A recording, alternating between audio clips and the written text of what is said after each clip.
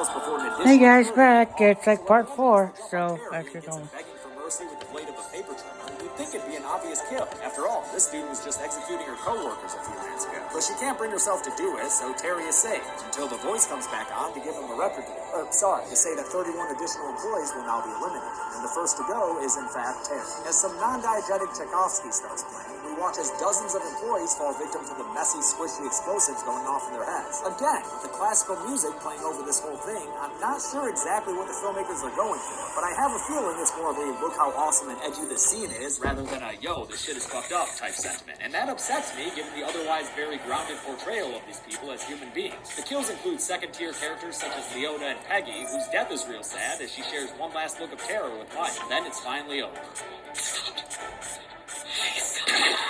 Well, okay, so now it's finally over. Keith makes 31 for the head explosions, and with the count that I've been doing, we're all squared up. There have been 64 employees killed, and only 16 remain. The survivors are left cowering in fear, or in the case of this dude Tyson, chilling in the freezer like his namesake chicken nuggets, when the voice comes back to explain the last phase of their game. In 1 hour, whoever has killed the most people will be allowed to live. It rattles off the current tally, which has Barry in the lead and Wendell in the near second, and Wendell's looking to shore his numbers up, so he takes a cleaver to the two people he finds in the bathroom, Mark and Agnes. We see Agnes die after a few other people, that's why their kills are numbers 65 and 69.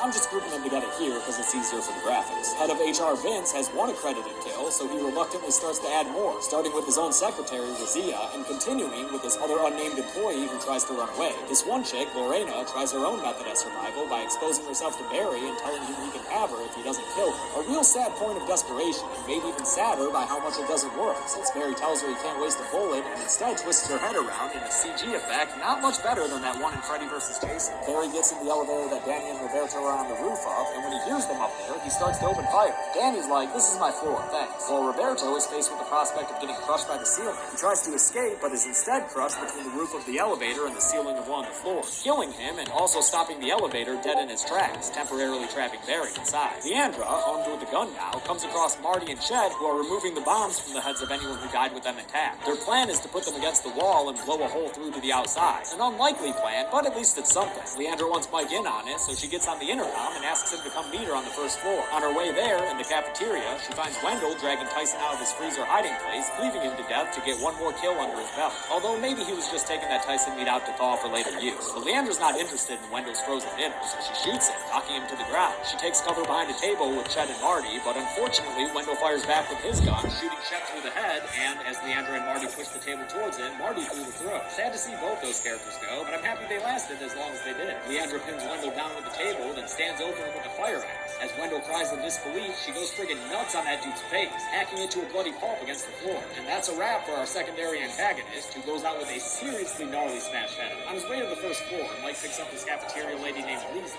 and they meet Leandra in the lobby, where she shows him all the bombs Marty and Chet had collected. Mike pockets them for later use.